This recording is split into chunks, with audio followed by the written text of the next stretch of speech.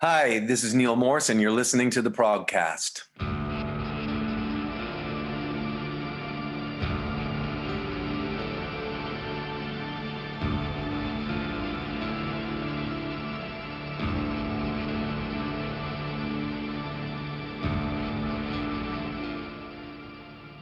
Welcome back to the Progcast. This is episode 73, and with me via Zoom is Neal Morse. Great to have you on the show. How are you doing?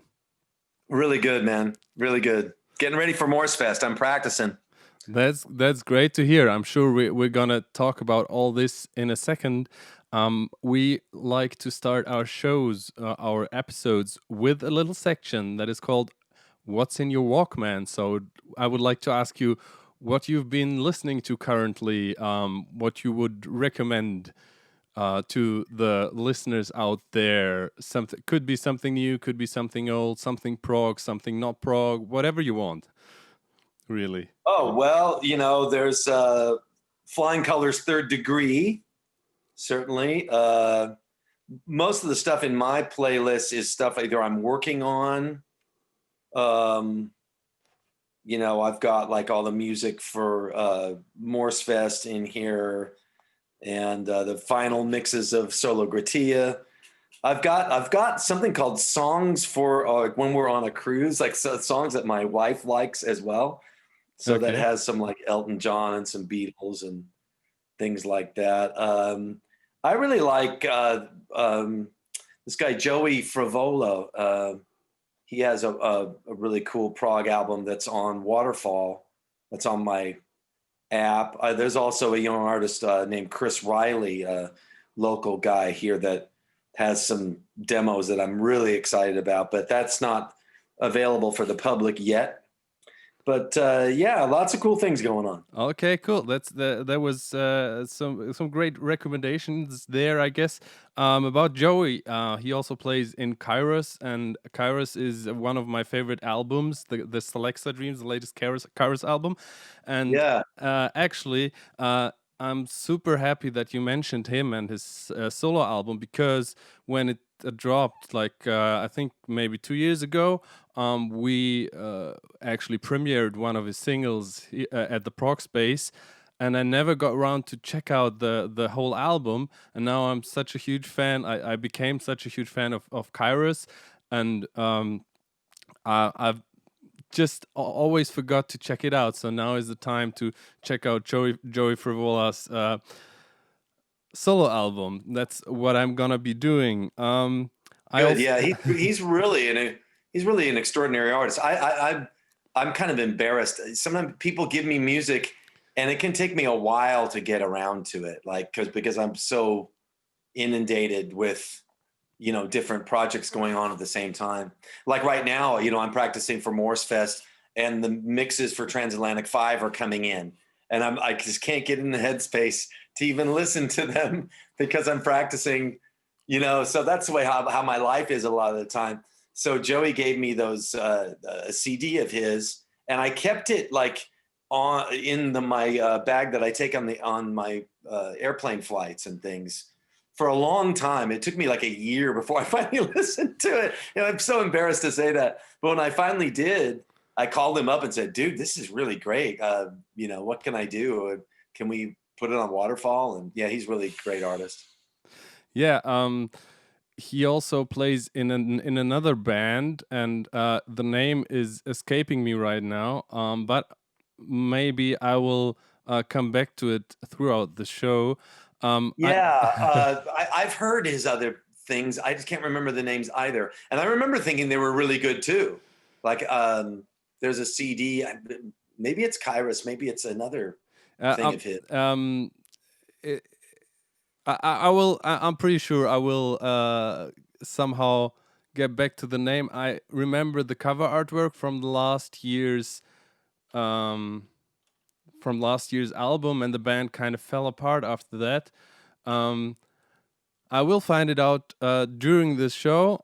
My recommendations this week for the "What's in Your Walkman" sections would be, of course, I'm always trying to match it a little bit with the music I'm showcasing, in this case, your new album that's about to come out now. So I won't recommend any tech death or, progressive extreme metal here. Mhm. Very new single that just dropped like last week, I think, from Norwegian prog rock band Wobbler. 5 Rooms, it's called, and it's really cool. Their new album is gonna be out, I think, late October. And something a little bit related to you, obviously, an album that came out earlier this year, and that was really, really fun to listen to. And I also featured the main songwriter of that album. That was the Pattern Seeking Animals, obviously. And I really enjoyed that album as well. I don't know if you have heard it with your ex-colleagues, so to speak. Yeah, no, I haven't heard that one. I haven't heard that one. That's their second album, A Prehensile Tales.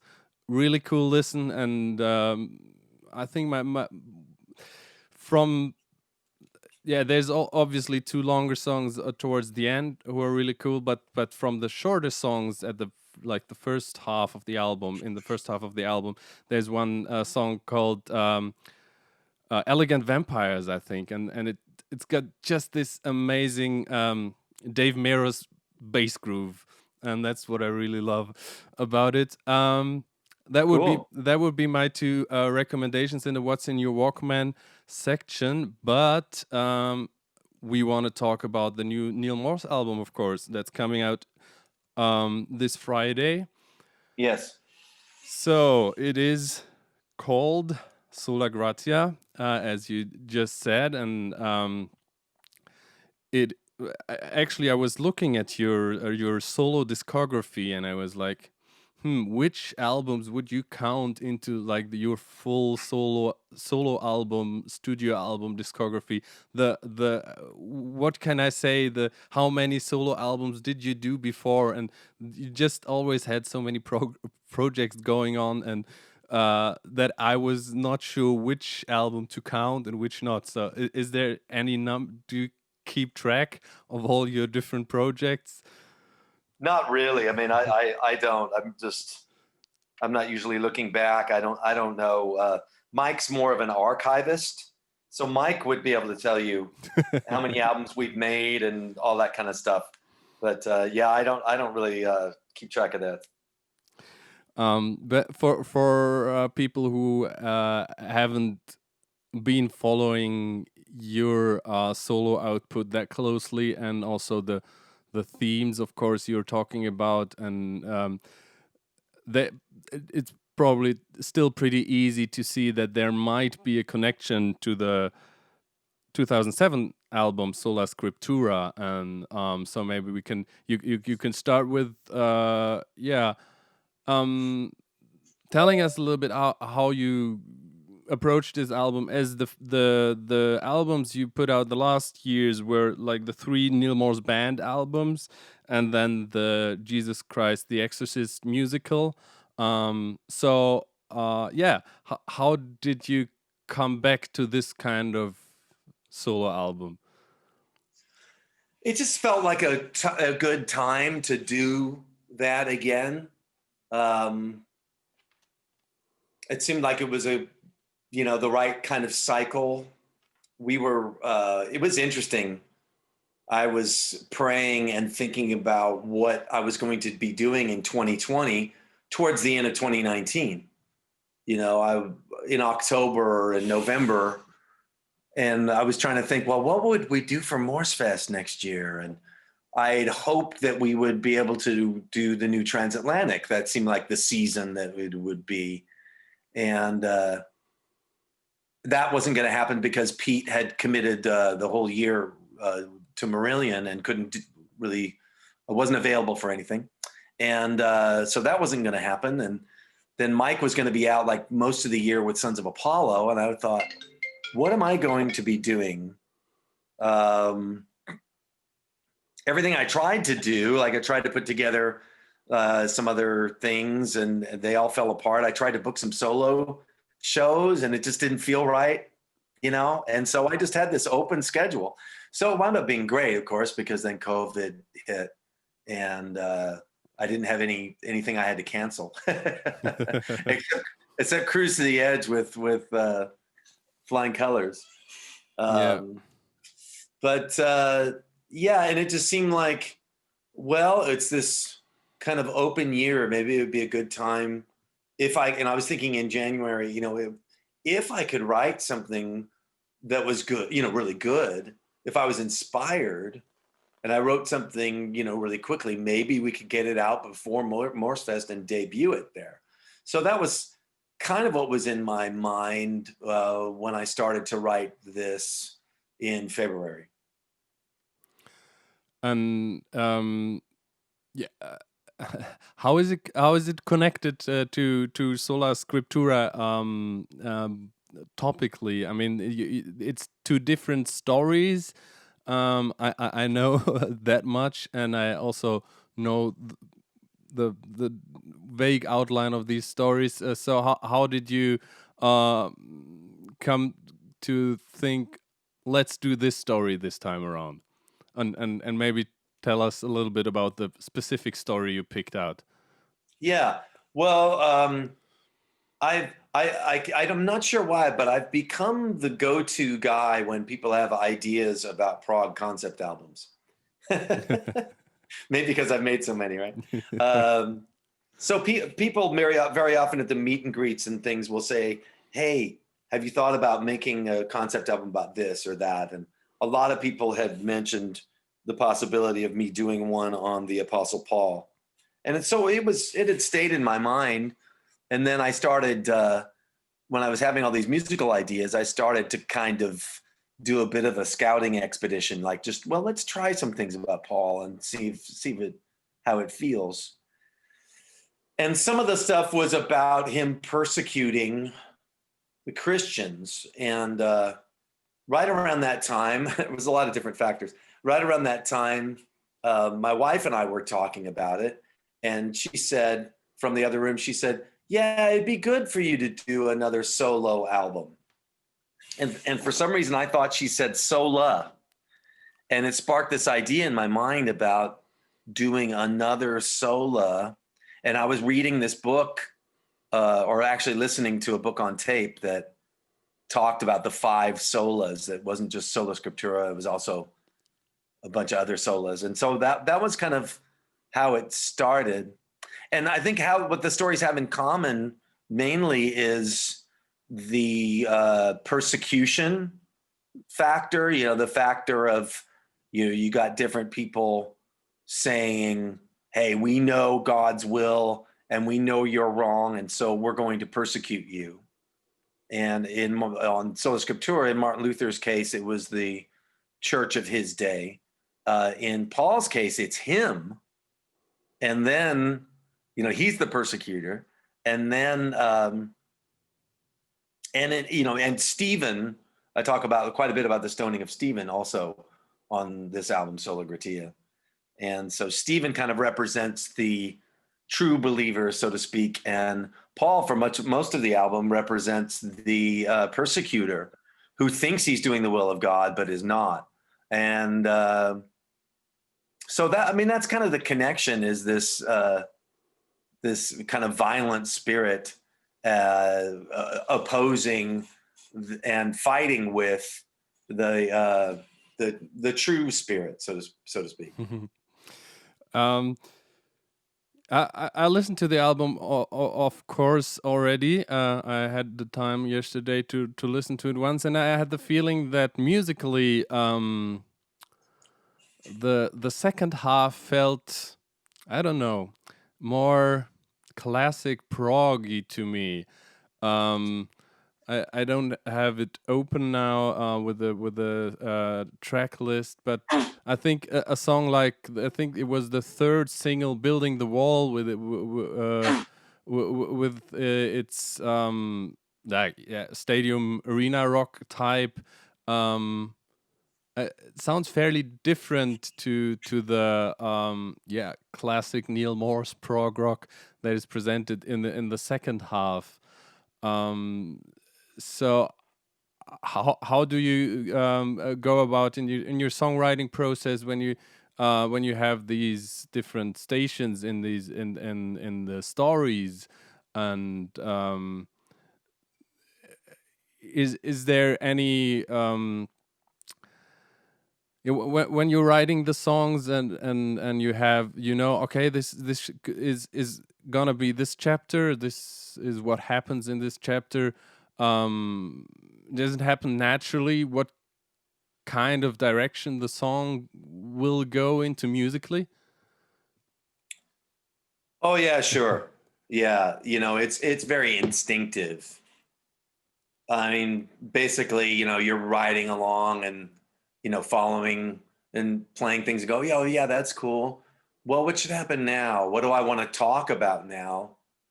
Um, and with building a wall, I was looking at that scene in Acts. I was kind of, looking at some of the stuff from the Bible and going, oh, well, that's an interesting conflict, when they're that's a lot of that stuff is from the trial of Stephen, where they're arguing with each other, and also I was thinking about this idea of the wall of separation that people like to build between each other, and they're the religious leaders of that time they wanted to build the wall up and keep the wall between them and others, that they were the special people, and so Hmm. that just came out at that time. It's not really very planned, it's you're just like sitting there with a guitar or a keyboard, and well, what feels good, and you start singing something and go like, oh, okay, that could work. Well, what lyrics would go with that? And so I don't really plan it very much, and I just kind of go with what comes out, if I like it or not. And then I try to look at the flow of the whole thing, and that's a challenge when you're writing a whole long piece like Sola Gratia. Hmm. So, which song was the first you were writing for this song, for this album? Is it Well, or there was a lot of little ideas. I mean, okay, yeah. I was on this trip. I was on this trip to New Zealand, and I get up really early sometimes, before everyone else. I'll wake up at like 5, 4:30 in the morning sometimes. And so we were on this cruise ship, and I'd be wandering around the cruise ship with a keyboard or a guitar, and I try to find a quiet place, which is very difficult even at 4 in the morning on a cruise ship. Yeah. And in fact, I got kicked out of one of the rooms because they were rehearsing a dance bit. They kicked me out. That's fine. I mean, they wanted privacy. I understand. But anyway, yeah, I just had all these little bits. So there wasn't like a song that I wrote. I had, the first part of what became Ballyhoo. We are the fortunate people, the apple of Jehovah's eye. Thinking about the spirit of the religious leadership of that day, and yeah, and there was a little bit of the glory of the Lord, and then in Sydney, when we landed in Sydney, I went for a walk early in the morning, and then there's a little bit of in in the name of the Lord there. So it was kind of just little bits all at once. Cool. And so my colleague Steph did a in-depth review of Sola Gratia, and he dove very deep into the concept, as he is familiar with all your solo albums. So I asked him about special things that he would like to know. Um, Okay. so he said Overflow is perhaps the most abstract song lyrically on the album. So could you tell us a little bit about what you're singing about in Overflow? What's the story behind Overflow? Well, I was at a place in New Zealand called Hole in the Rock, Okay. beautiful place out on the ocean. And I was standing out. We took a little excursion out there on a smaller ship, and I was standing out on the bow. Sometimes I like to get away from from the crowd and just feel and sing things into my phone, or in this case, into the GoPro. and I was singing this thing of there isn't one thing I know. Da da da da da da da da. I didn't have the full lyric. It was just a little bit. That's where it started, and all of that kind of darker themed stuff. You have in the name of the Lord and Ballyhoo, and then building a wall. That's all from the darker spirit, so to speak. And so I felt like we needed some light here. And I was thinking about Stephen it says Stephen was full of the Spirit. So I was the reason why it's more abstract, I suppose, is I was trying to put into words what it might feel like or what it might mean to be full of the Spirit. And so that's where that song came from. All right. To the point where you're saying where you were saying earlier that there's these different Sola books. My colleague Steph also wrote down a note for me asking if there's any plan for. He specifically asked for Sola Fide, but obviously you said there's different, even more than those three. So any chances or plans to do more solas in the future? I don't have plans, but there certainly is a lot more to say about Paul. I did not plan for this piece.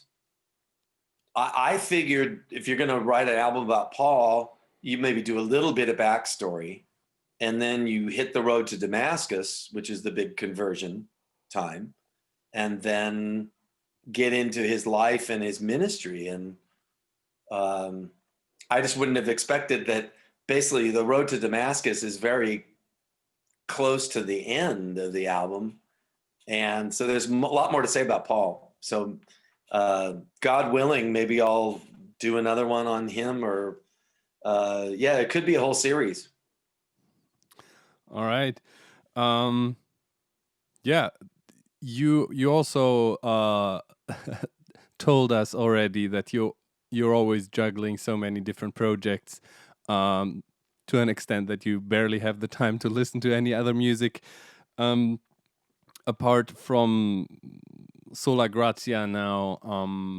You also mentioned Morsefest that's about to happen, and of course it's gonna be different this year, I assume. Yes. Due to the situation, maybe you want to tell us a little bit about your plans for Morsefest this year. Yeah, well, we're going to have a very limited amount of people in the building. And, everybody needs to be socially distanced and wear masks and all of that. So we're going to, try to have a very pandemic safe Morsefest. And we are, for the first time, doing live streams out to the world. And there's different levels, whether there's like VIP live stream things and all kinds of different packages. We're doing cover to cover stuff. So Friday will be the covers day, and I'm really excited about that. We're going to do some cool stuff. It is going to be so fun. I mean, really the new about cover to cover album came out earlier this year, right? Yeah, so it seemed like really in season thing to do. Mike's been after me to do a cover night forever, and so we're going to be doing a cover thing on Friday, and then on Saturday we'll be doing Sola Gratia debut, as well as some other proggy pieces.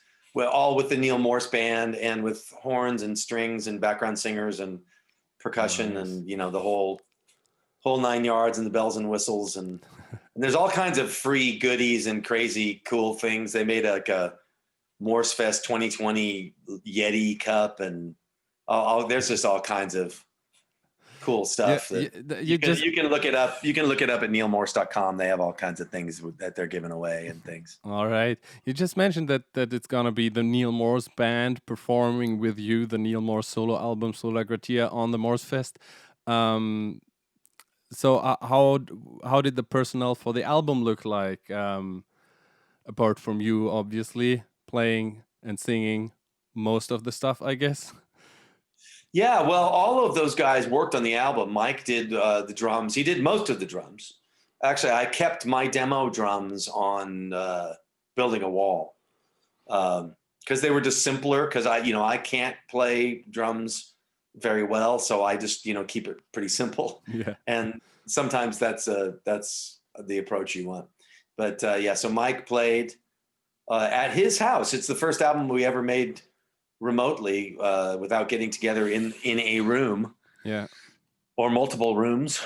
And Randy played on it. Eric did some of the fast guitar stuff and the big guitar solo at the end of the album in The Glory of the Lord. And Bill did piano and some sound effects things. But the main difference, of course, between this and a Neal Morse Band album is that I wrote it all completely. And the Neal Morse Band albums are co-written. So and co-sung too. It's like we share a lot of the vocals and all of that, which is great. True. Yeah, when I was preparing for this episode, usually I do a accompanying Spotify playlist to this podcast, so people can listen to the music. Of course, I'm gonna do this for this episode as well. I mean, the new singles and stuff from the new album, from the Sola Gratia album, are on Spotify, but usually I'm also putting together like a best of the artist. That's a little bit tricky for your solo discography, because there's very few stuff on Spotify. So yeah, I would like to ask you about your take about the streaming and Spotify thing, because that's always a really interesting thing to hear from artists, their personal views. Right. Well, I mean, I think streaming is wonderful for the consumer. It's wonderful for the listener. It's just not real great for the artists. And I think everybody pretty much knows that.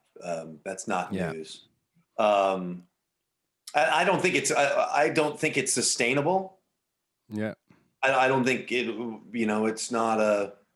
It's not a sustainable model because there just isn't enough revenue coming into the whole industry, not just to the artists, but also to the engineers and the PR people and all of it. It's a whole industry, and because if I'm not making enough money, then I can't pay the string players. I can't. What I mean. You know how it works. It's a whole economy thing.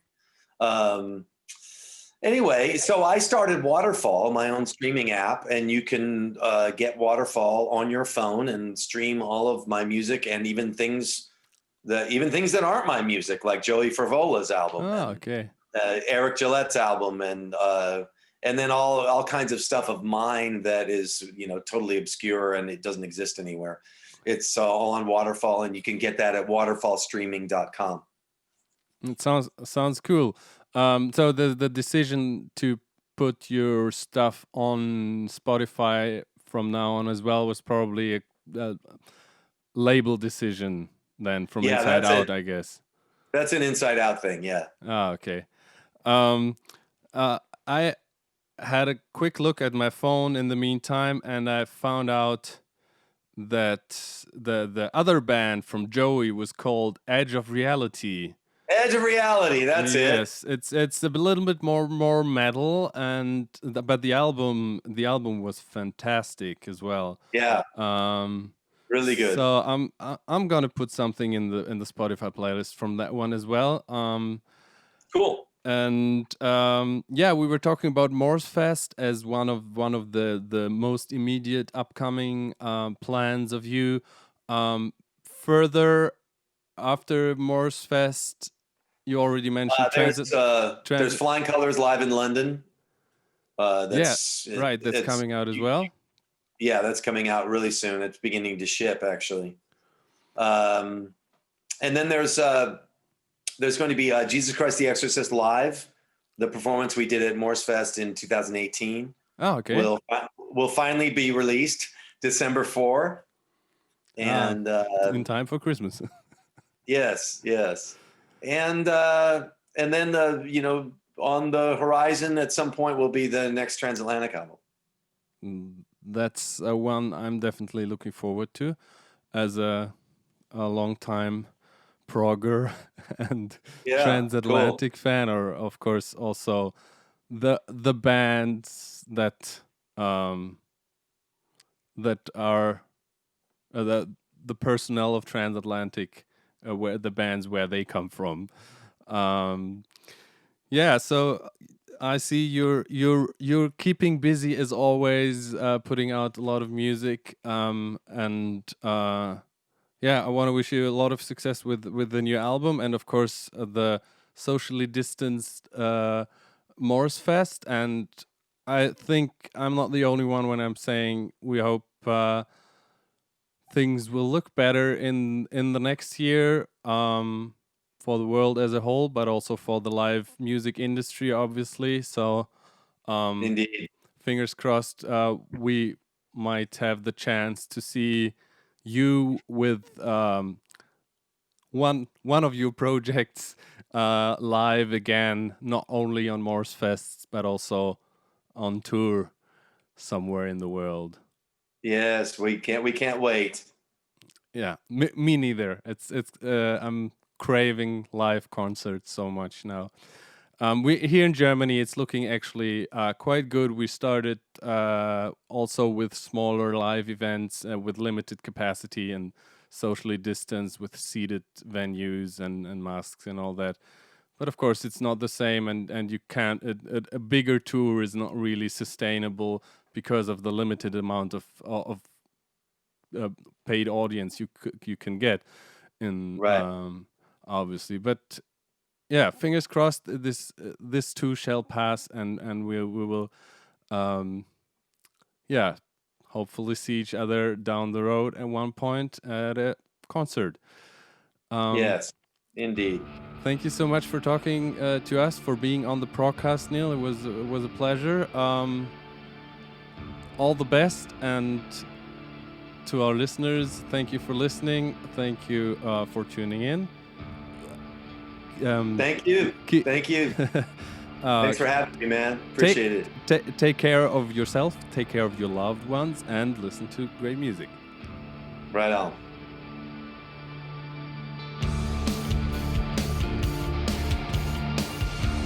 The Progcast is a production of Stuis Media and is recorded at the Moonbase Studios in Munich. It is produced by Randy M. Salo, Janine Stengel-Lewis, Blake Lewis, Kai Metzner, and Dario Albrecht. Our theme music is by This Is Not an Elephant.